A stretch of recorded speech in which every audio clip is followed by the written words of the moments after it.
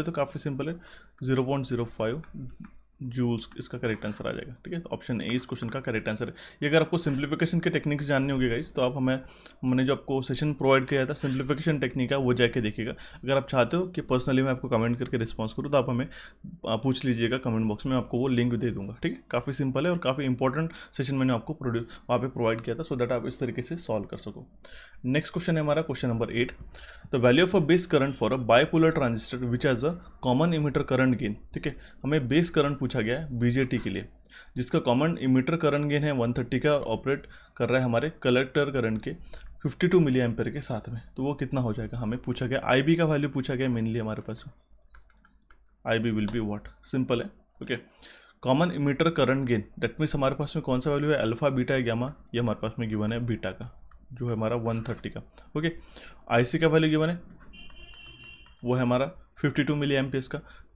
IC क्या हो जाएगा, it will be beta times of IB. Okay, तो 52 will be equals to milliamperes में लिख लो 130 इंटू आईबी। ठीक है, तो इससे आप आईबी निकाल सकते हैं 52 इंटू 10⁻³ से। ठीक है, तो इसका वैल्यू हो जाता है हमारा 400 माइक्रो एम्पियर। इसका करेक्ट आंसर आ जाएगा, option B will be correct answer in this case. ठीक है, the next question is question number 9, a 3-phase 4-pole 50 Hz induction motors developed a maximum torque at 940 RPM। एक 3-phase 6 पोल की हमारे पास में इंडक्शन मशीन है जो कि मैक्सिमम टॉर्क डेवलप कर रही है 940 RPM पे।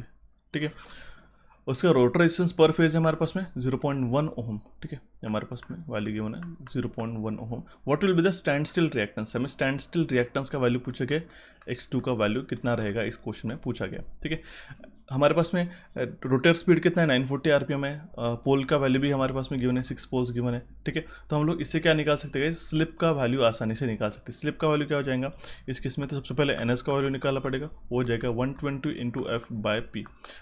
120 मल्टीप्लाइड बाई फ्रिक्वेंसी कितना है हमारे पास में 50 डिवाइडेड बाय 6, तो इसका वैल्यू होता है हमारा 1000 RPM। ओके, तो इस 1000 RPM में और रोटर स्पीड कितना है 940 RPM का। ठीक है, तो इससे हम लोग स्लिप में निकाल सकते हैं, जो डिफरेंस आ रहा है हमारा 60 का आ रहा है। ठीक है, कितने पे 1000 RPM पे। मैंने आपको स्लिप का फॉर्मूला भी बता दिया, मैं आपको फिर से बता देता हूँ guys, NS minus NR upon NS है। ठीक है, तो NS हमारा कितना है 1000 RPM है, 1000 माइनस रोटर स्पीड कितना 940 RPM है। ठीक है, वो अगर आप माइनस करें तो हमारे पास में 60 आता है, डिवाइडेड बाय हम लोग क्या करेंगे सिंक्रोनस स्पीड से, तो इसका वैल्यू आता है 0.06। ये हो गया हमारा स्लिप का value.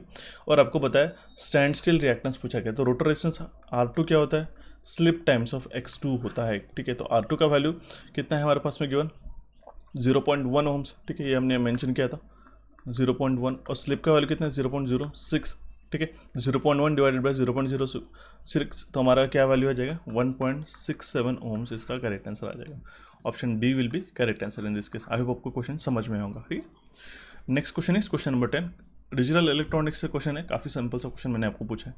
The output at point B will be what if point A at a 0 bit will be, ठीक है। अगर हमारे पास ए का वैल्यू 0 है, अगर हम लोग 0 या फिर 1 में, ये नॉट गेट है, हम लोग यहाँ पे इनपुट में ए में अगर हम लोग 0 प्रोवाइड करते हैं तो बी में कितना आ जाएगा, वही भी 0 आ जाएगा। काफ़ी सिंपल है। ए से हमारा नॉट गेट में क्या हो जाएगा, हमारे इसका आउटपुट एक्सप्रेशन ए बार हो जाएगा।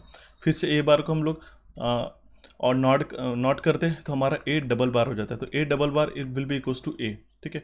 तो फिर से ए को हम लोग नॉट गेट लगाते हैं तो हमारे पास में बार लग जाएगा उसके ऊपर, दैट मीन 0 का 1 हो जाएगा, ठीक है, या फिर 1 का 0 हो जाएगा, इन्वर्ट हो जाएगा, तो ये ए बार हो जाएगा। फिर से हम लोग इसको नॉट गेट लगा रहे तो ए डबल बार हो जाएगा। ए डबल बार मतलब क्या होता है, ए होता है, सिंपल, ठीक है। तो ए का हमने जो वैल्यू सब्स्टिट्यूट किया था ए, यही हमें यहाँ पे बी पे मिल रहा है, तो हो जाएगा हमारा 0, ठीक है। तो ऑप्शन सी इस क्वेश्चन का करेक्ट आंसर हो जाएगा। आपको पता है नॉट गेट में क्या होता है गाइस, ठीक है, ये नॉट गेट है। अगर हम लोग 0 यहाँ पे देते तो हमारी 1 मिलता है, अगर हम लोग 1 देते हैं तो हमारे पास यहाँ पे 0 मिलता है। काफ़ी सिंपल इसका लॉजिक था, ठीक है। Then the next question is question number 11। A wattmeter having a range 1000 watt has a error of ±1% of its full scale deflection. अगर हमारा ट्रू पावर 200 वाट है तो range of reading will be what, हमें range of reading पूछी गई है, ठीक है। तो देखिए गाइस, रेंज ऑफ रीडिंग कितना हो जाएगा 200 ± 1000 इंटू कितना है 1% ऑफ फुल स्केल डिफ्लेक्शन। तो ये हमारी फुल स्केल डिफ्लेक्शन की रेंज, फुल स्केल डिफ्लेक्शन कितना है 1000 वाट है, ठीक है। तो 1000 अपॉन 1%, इसका 1% निकालना पड़ेगा, तो 1/100 से हम लोग मल्टीप्लाई कर देंगे, ठीक है, 0 से 0 कैंसिल, ठीक है। तो हमारे पास में कितना 10 200 एंड देखिए अब हमारे पास में कितना है 200 ± 10, तो हमारे पास में दो वैल्यूज़ कौन से है 210 या फिर हमारे पास में 190, ये हो जाएगा हमारी रेंज, ठीक है। तो ऑप्शन ए इस क्वेश्चन का करेक्ट आंसर आएगा।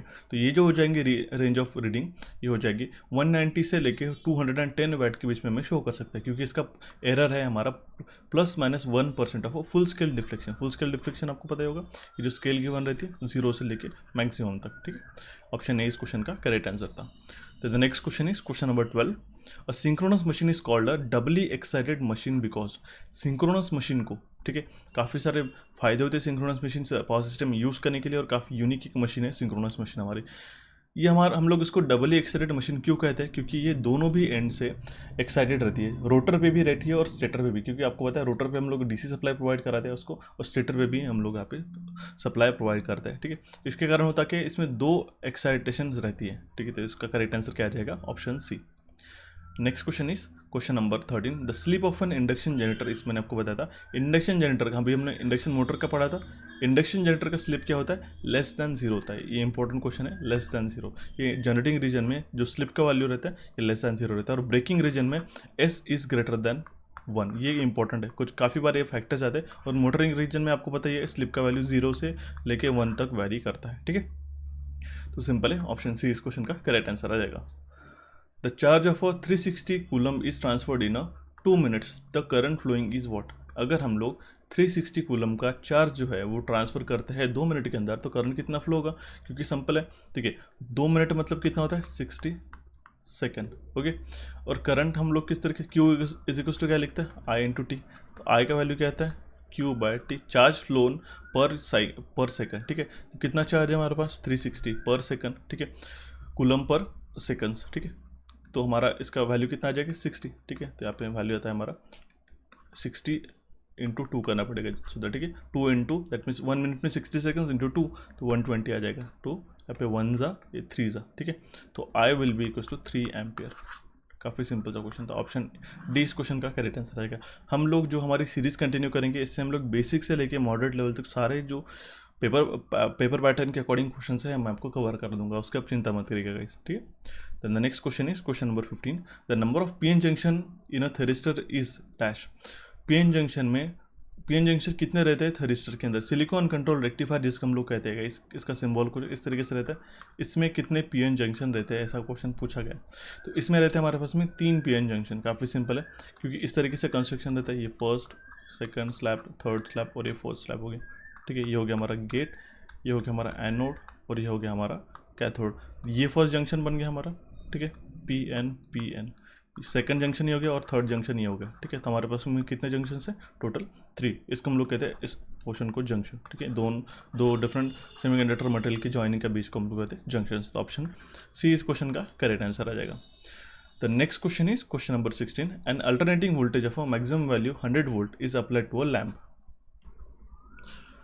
Which of the following direct voltage, if applied to the lamp, would cause the lamp to light with the same brilliance? That means एक हमारे पास में अल्टरनेटिंग वोल्टेज का मैक्सिमम वैल्यू है 100 volt, जो अगर हम लोग इस लैम्प को प्रोवाइड कराते हैं, ठीक है, तो ये ग्लो होता है, ठीक है। तो हम लोग इतना एक पर्टिकुलर ब्रिलियंस के साथ में ग्लो होता है, एक पर्टिकुलर ब्राइटनेस के साथ में ग्लो होता है।